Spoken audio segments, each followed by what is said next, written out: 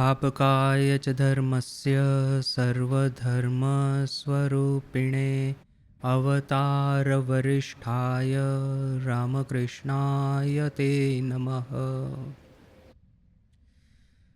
श्री श्री रामकृष्ण लीला प्रसंग स्वामी शारदानंद जी महाराज द्वारा लिपिबद्ध भाग 2 साधक और साधना फर्स्ट चैप्टर। उसमें हम कहाँ तक पहुँचे थे? शरत महाराज प्रश्नोत्तरी के माध्यम से ये जो कुछ बेसिक फंडामेंटल कॉन्सेप्ट्स है रामकृष्ण विवेकानंद साहित्य के ठाकुर के जीवन के साथ में जुड़े हुए वो क्लेरिफाई कर रहे हैं। तो उसमें एक प्रश्न था कि यदि आप ये कहते हैं कि सर्वभूत में ईश्वर दर्शन करना ही यदि जीवन का सर्वोच्च लक्ष्य है और वही सर्वोच्च सत्य है, तो हमको ये विभिन्न चीज़ें क्यों दिखाई देती है? मैं अलग हूँ, आप अलग है, ये पेड़ पौधे अलग है, ये बिल्डिंग अलग है, ये माइक अलग, ये वस्त्र अलग, ये अलग अलग क्यों दिखाई देता है? तो महाराज कहते हैं हम भ्रम में पड़े हैं। तो प्रश्न होता है कि ये जो पृथ्वी के 700 करोड़ लोग हैं वो जो देख रहे हैं वो गलत, और ये जो 1,00,000 2,00,000 अल्पसंख्यक ऋषि है, सिद्ध है, जिन्होंने ब्रह्म ज्ञान प्राप्त किया है या तो फिर ब्रह्म ज्ञान में स्थित हुए हैं। प्राप्त करना क्या? जो बाहर है उसको प्राप्त करना है, जो भीतर में ही है उसको तो सिर्फ रियलाइज ही करना है। तो जिन्होंने ब्रह्म ज्ञान साक्षात्कार किया है उनको सिर्फ जो दिखता है अल्पसंख्यक वही सही, और ये ज़्यादातर 99% लोग गलत, ऐसा आप कैसे कह सकते हैं? तो उसके उत्तर में शरत महाराज ने कहा कि मेजॉरिटी लोग जो देखते हैं वही सही और जो माइनॉरिटी जो देखते हैं वो गलत। इस तरह से ये आपका पॉलिटिक्स में इस तरह से चल सकता है, आध्यात्मिक जीवन में इस तरह से नहीं चलता। आध्यात्मिक जीवन में देखा जाता है कि किसका लाइफ ट्रांसफॉर्म हुआ है। जिसका लाइफ ट्रांसफॉर्म हुआ है वो जो कहता है वो सच। क्योंकि अल्टीमेटली देखिए, इवन साइंस में भी आप देख लीजिए, आज हमको कोई एक साइंटिस्ट आकर के ये सॉलिड स्टेट फिजिक्स या तो ये इलेक्ट्रॉनिक्स या तो ये क्वांटम डायनेमिक्स यह सब समझाने का प्रयास करेगा तो हमारे सर में कुछ भी उतरेगा नहीं, क्योंकि बड़े ही कॉम्प्लिकेटेड फिजिक्स और मैथमेटिक्स के यह सब कॉन्सेप्ट है। किंतु फिर भी हम लोग मान लेते हैं कि हाँ वे लोग जो कहते हैं वो सही है। यदि एक साइंटिस्ट कहता है कि एटम का स्ट्रक्चर इस तरह का है, बीच में न्यूक्लियस है और उसके आसपास में ये नेगेटिव चार्ज पार्टिकल का एक प्रोबेबिलिटी क्लाउड है, तो यदि मैं ये वो कहता है फिजिसिस्ट तो हम ये बात स्वीकार कर लेते हैं। फिजिसिस्ट यदि ये कहता है कि एंटेंगलमेंट होता है सब एटॉमिक पार्टिकल्स में तो हम स्वीकार कर लेते हैं। फिजिसिस्ट यदि ये कहता है कि ये जो टाइम है इवन स्पेस है वो रिलेटिव है, यदि आप हाई स्पीड से ट्रैवल करेंगे तो टाइम स्लो होगा, स्पेस भी हो सकता है। ग्रेविटी जो है अर्थात कि ये जो स्पेशल कर्वेचर वो कॉन्ट्रैक्ट होते हैं, तो हम यह सब स्वीकार कर लेते हैं। क्यों? क्योंकि अल्टीमेटली तो मेरे पास में आइंस्टाइन ने जो कहा या तो फिर बाद में जिस तरह से क्वांटम डायनेमिक्स डेवलप हुआ, ये टेस्ट करने के लिए मेरे पास में तो कोई उपाय नहीं है। मैं किस तरह से इसको स्वीकार करूंगा कि इसी सब साइंस के आधारित आज का मॉडर्न इलेक्ट्रिकल इलेक्ट्रॉनिक्स इंडस्ट्री बना हुआ है। ये आप जो कुछ भी देखते हैं जीवन में, यह जो सब एसेंशियल कोमोडिटीज़ या तो फिर एसेंशियल आइटम्स है, ये रेफ्रिजरेटर है, एयर कंडीशन है, मोबाइल फ़ोन है, लैपटॉप है, कंप्यूटर्स है, आर्टिफिशियल इंटेलिजेंस है, यह सब सॉफ्टवेयर है, ये इंटरनेट है, अंडर सी केबल्स है, ये सैटेलाइट है, न कि ये फिर ये वॉरफेयर, मॉडर्न वॉरफेयर के जितने भी आप उपकरण देख ले, इंटरकॉन्टिनेंटल बैलिस्टिक मिसाइल, न कि ये फिर ये जो कुछ भी है आज के युग में, एटम बॉम्ब है, यह सब कुछ उसका ही प्रैक्टिकल एप्लीकेशन है। अभी मुझे अपनी नज़र के सामने एटम बॉम्ब का विस्फोट हुआ दिखेगा तो फिर मैं स्वीकार कर लूँगा कि भाई ये E=mc², energy equals mass into the square of speed of light, यह इक्वेशन सही होना ही चाहिए। अदरवाइज तो इस इक्वेशन के आधार पे ये एटम बॉम्ब किस तरह से बना वो गलत होगा, तो ये डिवाइस भी काम नहीं करेगा। यानी कि हम लोग साइंटिस्ट को क्वेश्चन नहीं करते हैं, क्योंकि साइंस का प्रैक्टिकल एप्लीकेशन हमारी नज़र के सामने हमको सतत दिखता है। आज ये मॉडर्न वर्ल्ड जो है, ये हम मॉडर्न साइंस के बिना मॉडर्न वर्ल्ड संभव ही नहीं। भारत में देखिए, आफ्टर इंडिपेंडेंस ये कंटिन्यूअस ये फेमिन है, या फिर ये पॉवर्टी, ये अन्न का अभाव चलता ही रहा। तो कहाँ अमेरिका से वो फिर ये धान मंगवाना पड़ता है, फिर उनके सामने नीचा दिखना पड़ता है। लोग हमको भिखारी करके कहते हैं कि इंटरनेशनल लेवल पे भीख मांगता है इंडिया।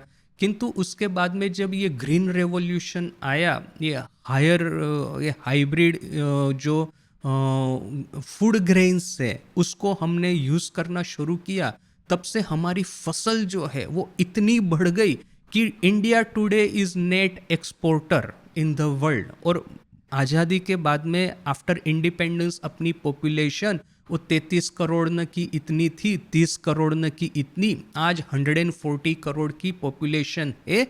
इसके बावजूद नियरली 5 टाइम्स 4.5 टाइम्स अपनी पॉपुलेशन विद इन 70-80 ईयर्स बढ़ गई है। इसके बावजूद हम लोग ये फूड ग्रेन एक्सपोर्ट करते हैं। तो यह रेवोल्यूशन, ये ग्रीन रेवोल्यूशन कहाँ से आया? तो ये मॉडर्न जेनेटिक्स साइंस समझ करके ही तो ये रेवोल्यूशन आया।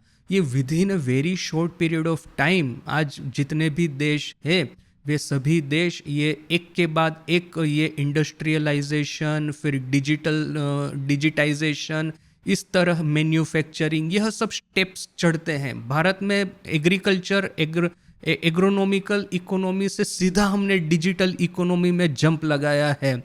ये जिस तरह से मैन्युफैक्चरिंग और industrialisation China, even Korea, Japan, Europe में हुआ, वो स्टेप ही जैसे कि हमने मिस कर दिया है। तो आज $100-200 बिलियन का इंडिया का सॉफ्टवेयर एक्सपोर्ट है। तो यह सब कैसे संभव हुआ? यदि ये सॉफ्टवेयर इंडस्ट्री के पीछे में जो ये डिजिटल साइंस के पीछे में सॉलिड स्टेट फिजिक्स, ये माइक्रो प्रोसेसर, ये क्वांटम डायनेमिक्स, यह सब साइंस, फंडामेंटल साइंस यदि सही नहीं होते, यदि वो रियल नहीं होते, तो इतना बड़ा इंडस्ट्री इंडिया ने डेवलप कैसे किया?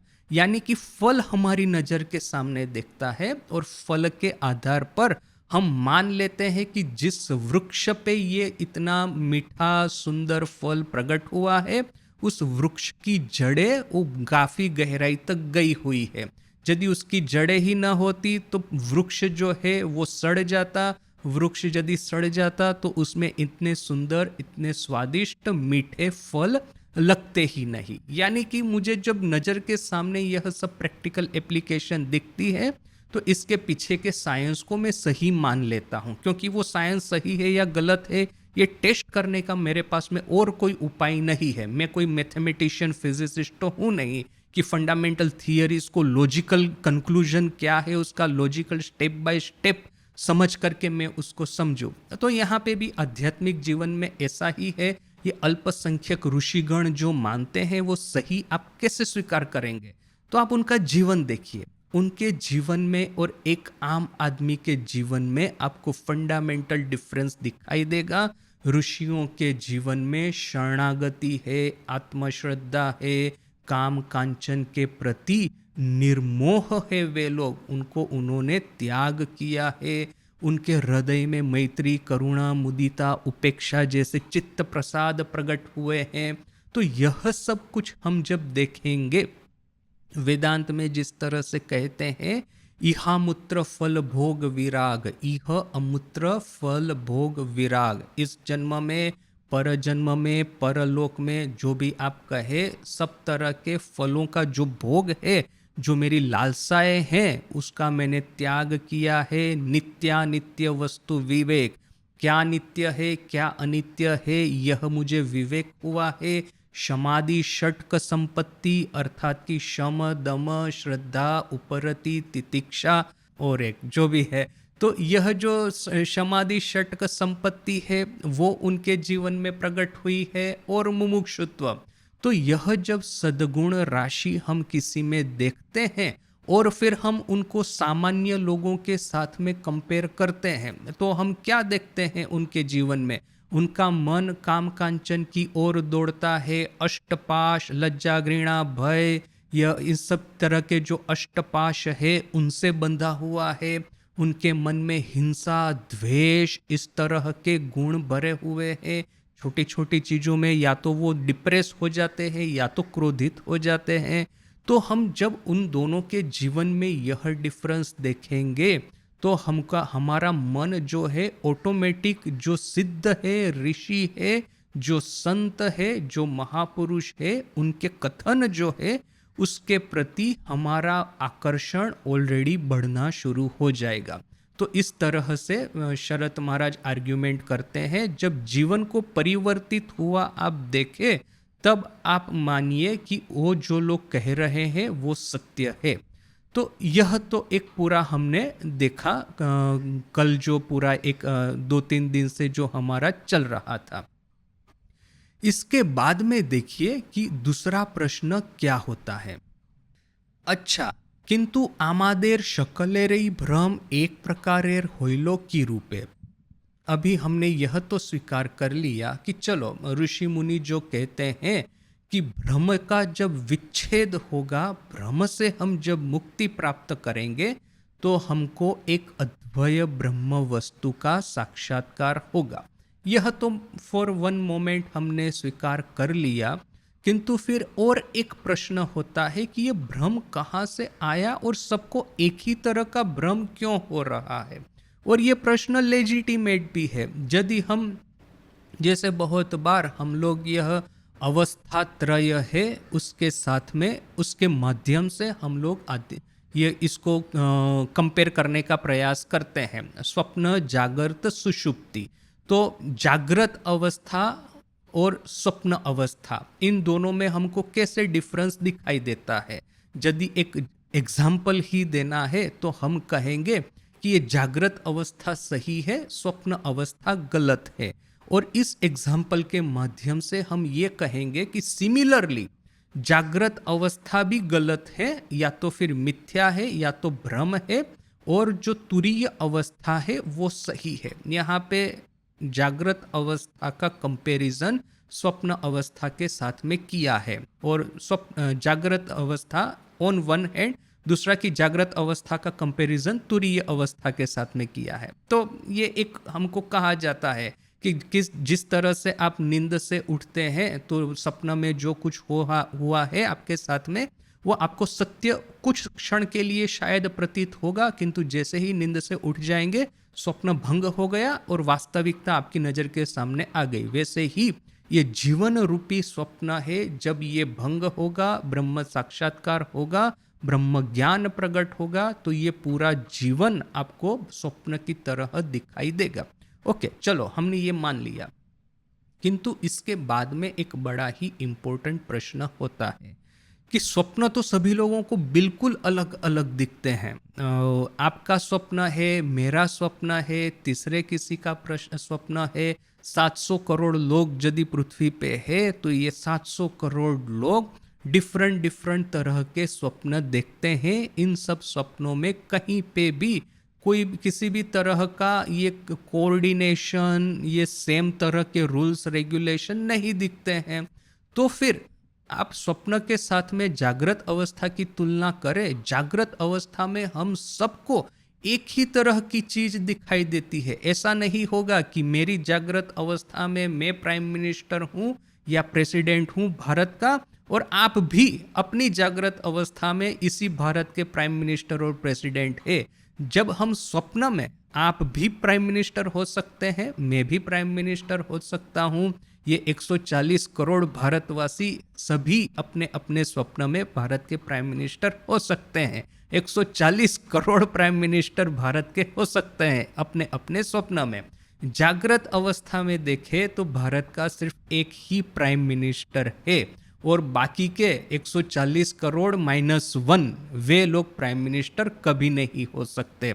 तो ये तो एक बहुत बड़ा डिफरेंस हमको दिखता है। तो फिर आप जिस तरह से स्वप्न अवस्था को मिथ्या बोल करके रिजेक्ट कर देंगे, क्योंकि सभी की स्वप्न में दिखी हुई वास्तविकता एक दूसरे के साथ में क्लेश होती है, एक दूसरे के साथ में उसका कॉन्ट्राडिक्शन होता है। जबकि जागृत अवस्था में हम सभी की कलेक्टिव अनुभूति है वो एक ही जैसी है।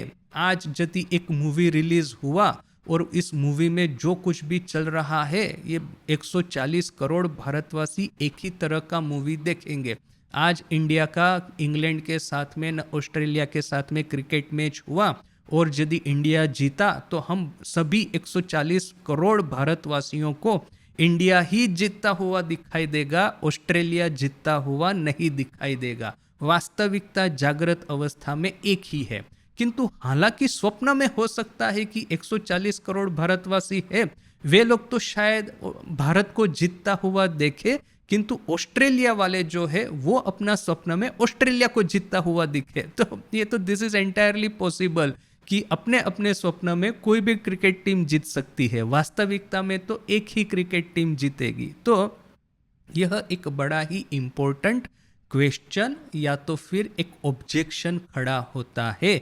जागृत अवस्था को आप स्वप्न के साथ में या भ्रांति के साथ में, भ्रम के साथ में तुलना करते हैं, तो यह भ्रम सबको एक जैसा क्यों दिखाई देता है? स्वप्न की तरह सभी का भ्रम अलग अलग क्यों नहीं? मैं क्यों पृथ्वी पर ही रहता हूँ, मैं क्यों? और दूसरा, यह तो एक प्रश्न है। दूसरा एक होगा कि प्रतिदिन नए नए स्वप्न दिखते हैं, जबकि ये वास्तविकता है। जागृत अवस्था अनफॉर्चुनेटली एक ही तरह की दिखती है। अब जैसे वो किसान था ठाकुर की कहानी में, वैसे तो जागृत अवस्था में किसान था, स्वप्न अवस्था में राजा था और इतने सारे उसके राजकुमार थे।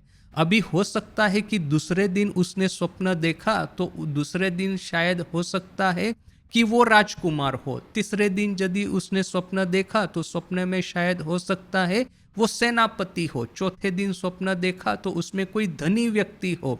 पांचवें दिन स्वप्न देखा तो हो सकता है एस्ट्रोनॉट। आज का यदि मॉडर्न किसान है तो वो एस्ट्रोनॉट बनकर के चांद पे जा रहा है। यानी कि स्वप्न में तो वैविध्य है, दिन प्रतिदिन हमको नया कुछ एंटरटेनमेंट मिलता है। यानी कि इस तरह से कि जैसे हमको प्रतिदिन एक नया मूवी देखने को मिलता है, तो एक प्रतिदिन एक नया एंटरटेनमेंट।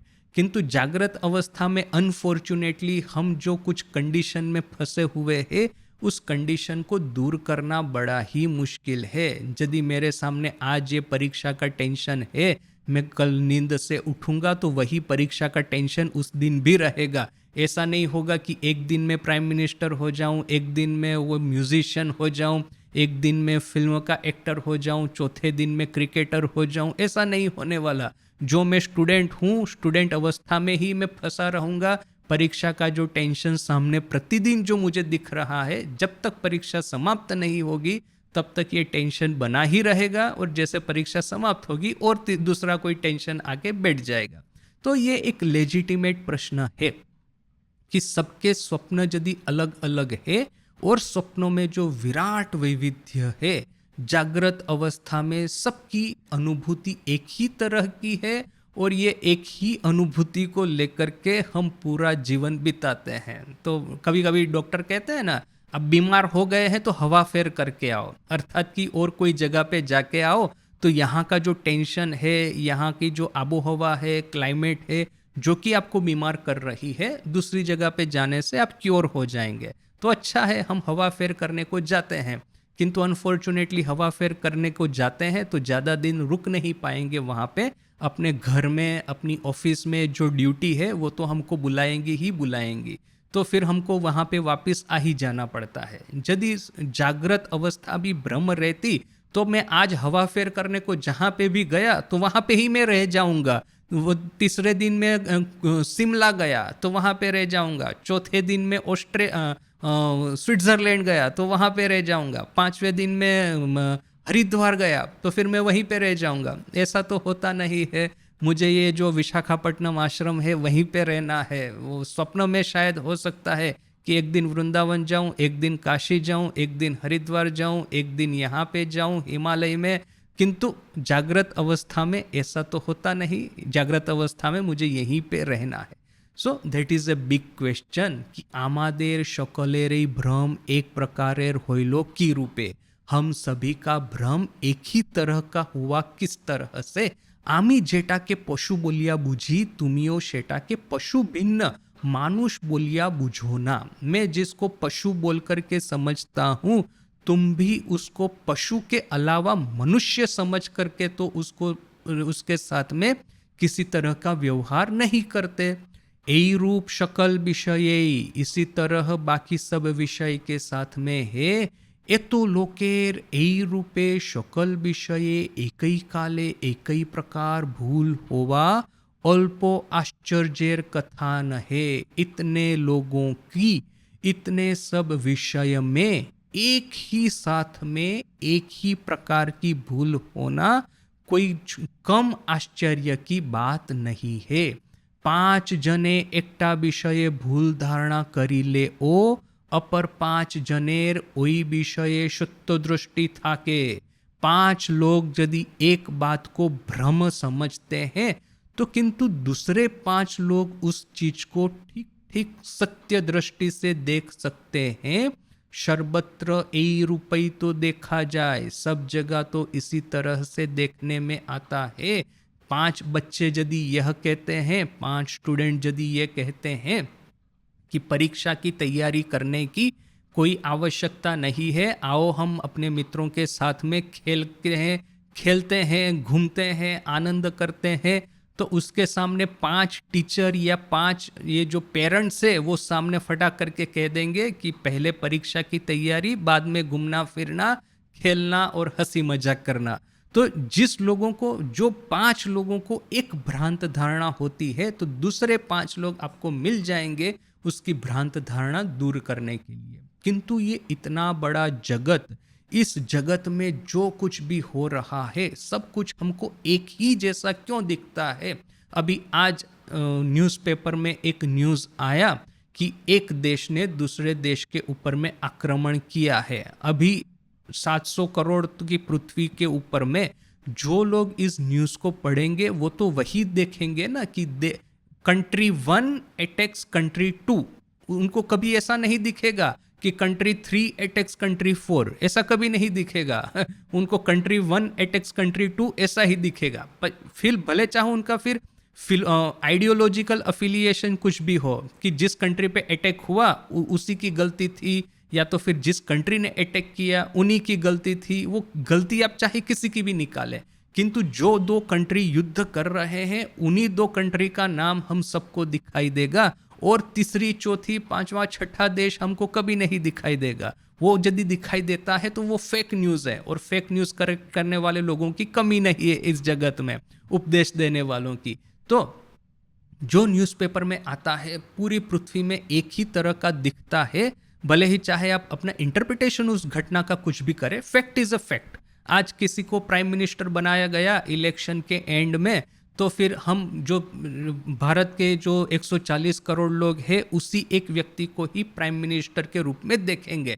भले चाहे फिर आप 10 विरोध करें कि हाँ इसका जो इलेक्शन हुआ वो गलत है, ये इलेक्शन प्रोसेस गलत है, वोट गलत काउंट किए गए वगैरह वगैरह, आप जो भी चाहे ऑब्जेक्शन उठाइए, तो प्राइम मिनिस्टर तो एक ही दिखेगा सबको। एक दूसरा ही आदमी प्राइम मिनिस्टर बन के बैठ गया है दिल्ली में, और वो फॉरेन पॉलिसी चला रहा है, वो डोमेस्टिक पॉलिसी चला रहा है। इस तरह से कभी नहीं दिखेगा। और यदि मुझे दिखता है तो मेरा भ्रम संशोधन करने वाले, भ्रम करेक्ट करने वाले लोगों की कमी नहीं है।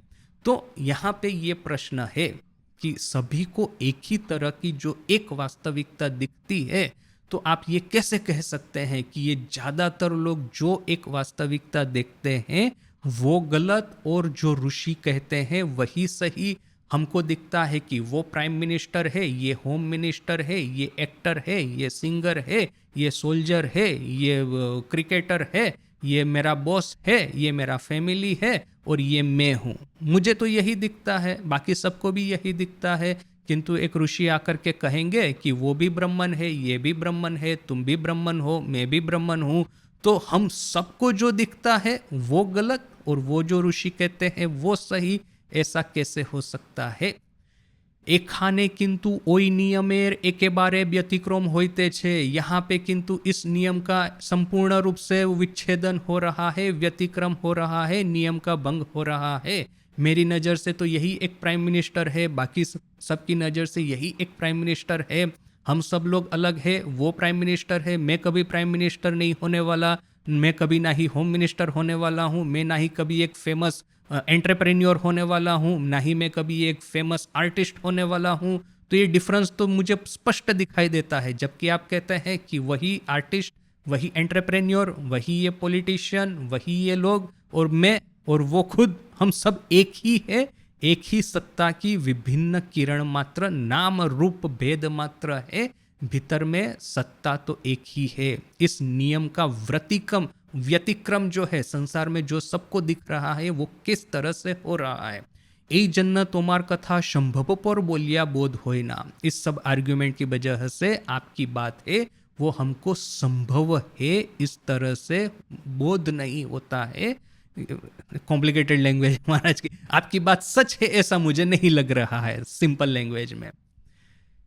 उसके बाद में एक सेंटेंस है इस तरह का जो कि उसमें से कुछ टेक्निकल आर्ग्यूमेंट करने का प्रयास करता है। विराट मने जगत रूप कल्पना विद्यमान बोलियाई मानव साधारणेर एक रूप भ्रम होते छे, विराट मन किंतु ओई जन्नो भ्रमे आबद्ध न है। अभी कहना क्या चाहते हैं, विराट मन में जगत रूप कल्पना होती है बोल कर के ही मानव साधारण को एक तरह का भ्रम होता है। विराट मन किंतु ओई जन्नो भ्रमे आबद्ध न है। विराट मन परंतु इस तरह के भ्रम में बद्ध नहीं है। ये उत्तर देने का प्रयास प्रारंभ हो गया और एक बड़ा ही इम्पोर्टेंट कॉन्सेप्ट यहाँ पे इंट्रोड्यूस करते हैं। वेदांत का क्या कहते हैं, विराट मन में जगत रूप कल्पना प्रकट होती है। तो इस विराट के ही विभिन्न किरणें हम है बोल करके हमको यह जो कुछ भी दिख रहा है वो एक जैसा ही दिख रहा है। किंतु ये जो विराट मन जो है वो इस तरह के भ्रम में आबद्ध नहीं होता। ये कैसा कहने की जैसा है पता है, एक बहुत ही एक सांसारिक या तो जागतिक उदाहरण दूं। एक माँ के 4 बच्चे हैं। अभी बच्चे तो छोटे हैं, उनकी बुद्धि तो इतनी परिपक्व हुई नहीं है, मैच्योर हुई नहीं है, उन लोगों में इतनी अकल तो है नहीं, माँ के ऊपर में संपूर्ण रूप से डिपेंड करके बैठे हैं। तो अब जैसे ठाकुर ही यह उदाहरण देते हैं, किंतु ठाकुर जिस अर्थ में देते हैं और मैं जिस अर्थ में दे रहा हूँ वो थोड़ा सा डिफरेंट है। ठाकुर शरणागति का भाव दिखाते हैं भक्ति के मार्ग में, मैं उसको ज्ञान में कन्वर्ट कर दे रहा हूँ उदाहरण को। ठाकुर क्या कहते हैं, बच्चा जब माँ पे संपूर्ण रूप से निर्भरशील होता है तो माँ जो कहती है वो सब उसके लिए सत्य है। माँ कहती है कि ये तुम्हारा बड़ा भाई है तो ये बच्चा ठीक ठीक जानता है कि ये जो है लड़का मेरा बड़ा भाई ही है। माँ कहती है कि वहाँ पे भूत रहता है मत जाओ, वहाँ पे खतरा है, तो बच्चा ठीक जान करके बैठा है कि वहाँ पे भूत है या खतरा है, वो वहाँ पे बिल्कुल नहीं जाएगा। क्या दिखाना चाहते हैं ठाकुर कि बच्चे के माँ के ऊपर में बच्चे की शरणागति है। अभी इसी को ज्ञान में कन्वर्ट कर ले, ये विराट मन में जो कल्पना होती है यही कल्पना बाकी सबके मन में, क्षुद्र मन में जो होती है वो एक ही कल्पना दिखाई देती है। किस तरह से कि बच्चा, 4 बच्चे हैं, चारों बच्चों को माँ एक चीज कहती है कि ये जो लड़का है तुम चारों का बड़ा भाई है। तो चारों बच्चे ये जान करके ठीक बैठे हुए कि हाँ ये लड़का है मेरा बड़ा भाई है। ये 4 बच्चे अपने से सोचते नहीं है, जो माँ कहती है उसी को स्वीकार कर लेते हैं। यानी कि चारों बच्चों का जो जगत का जो अनुभव है वो एक ही है। क्यों? कि वो अनुभव उनको माँ के पास में से प्राप्त होता है। तो देखिए कि जब ये सभी बच्चे माँ के ऊपर में डिपेंडेंट है और माँ जो कहेगी उसको सच मान लेते हैं तो सभी बच्चों की वास्तविकता एक ही होगी। सभी बच्चों का घर भी एक होगा। सभी बच्चे कहेंगे कि यही मेरी माँ है, यही मेरे पिताजी है। सभी बच्चे कहेंगे कि यही मेरा बड़ा भाई है। सभी बच्चे कहेंगे कि वहाँ पे भूत है, नहीं जाना है। ये शेयर्ड एक्सपीरियंस, ये जो प्रश्न जब हुआ ना कि हम सबको तो एक ही तरह का एक्सपीरियंस होता है, किंतु स्वप्न के साथ में कंपेयर करें तो स्वप्न तो सभी को भिन्न भिन्न आते हैं। तो इसकी वजह से आप जो कहते हैं वो ठीक नहीं लग रहा है। किंतु देखिए यहाँ पे एक एक्सप्लेनेशन है। एक माँ पे डिपेंडेंट जितने भी बच्चे हैं उन सबकी वास्तविकता एक ही होगी, उन सबके अनुभव एक ही होंगे। उनके बड़े भाई, उनका घर, उनका एड्रेस, उनका सरनेम जो भी है सब एक ही होगा। तो यहाँ पे भी इस उदाहरण के शरत महाराज कहते हैं कि विराट मन में जगत रूप कल्पना उदय होती है, बोल कर के ही मानव साधारण को एक ही तरह का भ्रम होता है, किंतु विराट मन जो है इसके लिए भ्रम में आबद्ध नहीं है। अभी यह जो है इसको थोड़ा सा हम और टेक्निकली देखेंगे। पहले तो शरत महाराज का जो दूसरा जो एक्सप्लेनेशन है वो थोड़ा सा देख लेते हैं। इसके बाद में मैं कुछ स्क्रीन शेयर करके मैंने कुछ ग्राफिक्स बनाए हैं वेदांत सार पुस्तक में से, वो हम थोड़ा बाद में देखते हैं। पहले तो शरत महाराज की एक्सप्लेनेशन को और ज़्यादा डिटेल में पढ़ लेते हैं। क्या कहते हैं? अल्पसंख्यक ऋषि दिग के जनसाधारण मध्य गणना ना कराते तुम्ही नियमेर व्यतिक्रम एखाने देखीते पाइते छो। ये जो अल्पसंख्यक ऋषि है उनको तुम जब जनसाधारण में नहीं गिनते हो, इसीलिए तुमको इस तरह का नियम का भंग दिखाई देता है। ये बात भी एकदम सही है। देखिए, जब हम ये कहते हैं कि मुझे एक ही प्राइम मिनिस्टर दिखता है, ये 140 करोड़ की जो पॉपुलेशन है भारत में, सबको एक ही प्राइम मिनिस्टर दिखता है, किंतु इस 140 करोड़ की पॉपुलेशन में 1 लाख लोग ऐसे हैं, 2 लाख लोग ऐसे हैं कि जिनको दूसरा प्राइम मिनिस्टर दिखता है। तो नेचुरली प्रश्न तो वही होगा ना कि जो 140 करोड़ माइनस 2 लाख, ये जो दिखते हैं वही सही होगा, और जो 2 लाख 1 लाख जो देखते हैं वो गलत होगा। ये तो पॉलिटिक्स में तो ऐसा ही होगा। किंतु आध्यात्मिक जगत में जैसे हमने ऑलरेडी देखा कि ये 1 लाख ऋषि है, उनका जीवन ट्रांसफॉर्म किस तरह से हुआ है वो देखिए, और बाकी के जीवन को देखिए। ऋषि मुनियों का जो जीवन है वो देख करके ही उनके ऊपर में हमारी श्रद्धा आएगी और वो जो कहते हैं वो सही दिखेगा। जबकि ये बाकी लोग जो है उनको हम शायद उनकी पोजीशन, उनकी वेल्थ, उनकी सीनियोरिटी, इसके लिए शायद हम रिस्पेक्ट करेंगे, उनके प्रति शायद हम सहृदयता रखेंगे, मैत्री रखेंगे, करुणा रखेंगे, किंतु हम लोग उनको कोई संत महापुरुष बोल करके उनकी पूजा नहीं करेंगे, उनको ये रिस्पेक्ट, इस तरह की श्रद्धा नहीं देंगे। तो ये तो एक बात है। जब आप कहते हैं कि 140 करोड़ लोगों को एक ही प्राइम मिनिस्टर दिखता है तो आपकी बात गलत है। तो यहाँ पे शरत महाराज कहते हैं आपके भीतर में 1 लाख लोग अलग, वो भी तो है कि जिनको दूसरा ही प्राइम मिनिस्टर दिखता है। तो इतना तो आपको स्वीकार करना पड़ेगा कि सभी को एक तरह की रियलिटी नहीं दिखती। जनसाधारण के भीतर में ऋषि मुनि भी है, उनको दूसरी तरह की रियलिटी दिखती है। तो यह आप जब ये स्वीकार नहीं करेंगे तभी तो आपको यह सब प्रश्न होगा। यह ऐसा हो गया कि आप कहते हैं कि सपना सबको अलग अलग दिखता है, तो जो चीज सबको एक ही तरह की दिखती है वो कैसे सही हो सकती है, कैसे स्वप्नवत हो सकती है?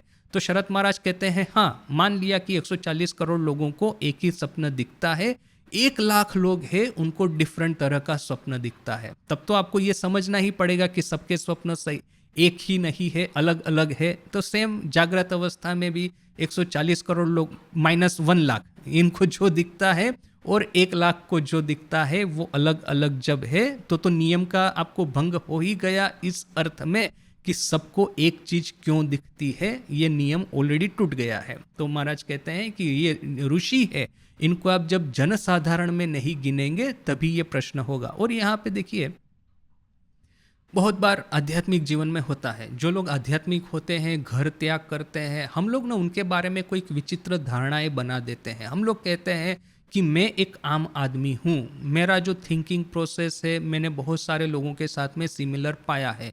किंतु ये लोग जो घर त्याग करते हैं, साधु होते हैं, तपस्या करते हैं, सामने से कष्ट को वर्ण करते हैं, उन लोगों का माइंडसेट है ना डिफरेंट ही होना चाहिए। देखिए मैं जब छोटा था और इवन बाद में भी मैंने देखा कि जैन परिवारों में बड़ी ही छोटी उम्र में लड़के लड़कियां साधु हो जाते हैं। तो जब वो साधु होते हैं तो मुनि मुनि जब बनते हैं तो उनके घर, और कभी कभी ना बड़े धनपति है, किसी के पिताजी है वो हीरे के व्यापारी, करोड़ों की संपत्ति है, यदि वो लड़का अपने घर में रहता तो पता नहीं किस तरह के चरम सुख भोग उसके जीवन में प्राप्त होते।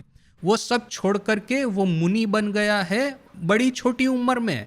फिर उसका ये होता है, प्रोसेशन उसका निकालते हैं, लोग बड़ा ही सेलिब्रेट करते हैं, इतने बड़े घर का लड़का ये मुनि बन गया है, साधु बन गया है। फिर उसकी केश लोचन ये विधि होती है, और फिर वो किसी एक मोनेस्ट्री में जाकर के रहता है, दिगंबर साधु बनता है, निवस्त्र रहता है, सब तरह के कष्ट स्वीकार करता है। तो मेरे मन में प्रश्न आएगा कि ये लड़का जो है ये करोड़ों की संपत्ति ठुकरा करके जब साधु हुआ है, वो भी दिगंबर साधु हुआ है, इतना प्रचंड कष्ट उसको जीवन भर करते रहना पड़ेगा। व्हीकल में नहीं बैठना है, वस्त्र नहीं पहनने हैं, ये सर्दी गर्मी ठंडी जो बारिश जो कुछ भी है सब कुछ सहन करना है, अल्प आहार करना है, बीच बीच में लंबे लंबे उपवास करना है, व्रत रखना है, साधन भजन करना है। यह सब जब हम देखेंगे तो हमको लगेगा ये लड़के का मस्तिष्क जो है ना वो विकृत हो गया है, अदरवाइज वो इतना अच्छा घर छोड़ करके इस तरह से साधु क्यों होता। रामकृष्ण मिशन में फिर भी आप यदि साधु होते हैं तो मटेरियल जो आपकी नीड्स है उसको तो आप फुलफिल अच्छे से कर देते हैं, खाना भी अच्छा होता है, रहने के लिए घर भी अच्छा होता है, ठंडी गर्मी सर्दी बारिश जो कुछ भी है उसमें प्रोटेक्शन भी अच्छा होता है। हमारा रूटीन वैसे डिफिकल्ट है, किंतु ये जो जैन साधु है उनके जितना कष्ट तो हमको नहीं करना पड़ता। तो वो एक बात है, हम जब इस तरह के लड़कों को या इवन लड़कियों को देखते हैं तो हमको लगता है कि ये जैन साधु मुनि साध्वी कैसे हो जाते हैं। हमको लगता है उनका मस्तिष्क विकृत हो गया है, ये इस तरह से जो करते हैं वे लोग कॉमन साइकोलॉजी नहीं डिफरेंट टाइप की साइकोलॉजी है। तो शरत महाराज कहते हैं देखिए, सभी के मन में ये मुमुक्षुत्व की आशा होती ही है। जिस तरह से काम कांचन के प्रति अपना मन धावित होता है तो वैसे ही ईश्वर प्राप्ति के लिए, निर्वाण के लिए, आत्म साक्षात्कार के लिए भी हमारा मुमुक्षुत्व भीतर में रहता ही है। बस वही है कि जिस तरह से अग्नि के ऊपर में राख पड़ गई हो तो ये आप होम यदि देखा होगा मंदिर में तो आपने देखा होगा होम के लिए जो अग्नि प्रज्वलित होती है उसमें राख लग जाती है, थोड़ी देर के बाद में आपको सतत वो राख को दूर करना है, तो इस तरह से करेंगे तो अग्नि सतत प्रज्वलित होती रहेगी। तो यहाँ पे भी ये मुमुक्षुत्व रूपी अग्नि जो है उसके ऊपर में ये सांसारिक वासनाओं की राख पड़ गई है, एशिस से ये छुप गया है। ये एशिस या राख को जैसे ही दूर करेंगे तो वैसे ही ये जो मुमुक्षुत्व रूपी अग्नि है फिर से वो जागृत हो जाएगा। तो उनका साइकोलॉजी और अपना साइकोलॉजी बहुत ज़्यादा डिफरेंस नहीं है, वही है कि उनके भीतर में ये मुमुक्षुत्व जो है, ये जो साधन चतुष्टय वेदांत की भाषा में कहते हैं, उनमें जागृत हुए हैं और अपने में अभी भी ये सुषुप्त अवस्था में पड़े हैं। तो इसलिए महाराज कहते हैं कि जो ऋषि मुनि है, जो साधक है, जो मुमुक्षु है, जो संत है, जो लोग आध्यात्मिक जीवन में प्रगति करने का प्रयास कर रहे हैं, उनको जब हम जन साधारण में नहीं गिनेंगे तभी यह सब प्रश्न होगा कि जन साधारण को तो एक ही तरह की अनुभूति होती है, तो फिर ये ऋषि मुनि जो कहते हैं वो गलत कैसे हो सकता है। नतुबा पूर्व प्रश्न ही ए विषय उत्तर देवा होया छे, वरना तो फिर पहले वाले प्रश्न में ही इसका उत्तर दे दिया गया है कि ऋषि मुनियों ने जो साक्षात्कार किया है वो उनके जीवन में ट्रांसफॉर्मेशन जो आया है बोल करके हम स्वीकार करना पड़ेगा कि जो उनका जो थियरी है या फिलोसॉफी है वो सही है। तबे जे जिज्ञासा करीते छो शकलेर एक प्रकारे भ्रम होइलो की रूपे ताहार उत्तरे शास्त्र बोलेन।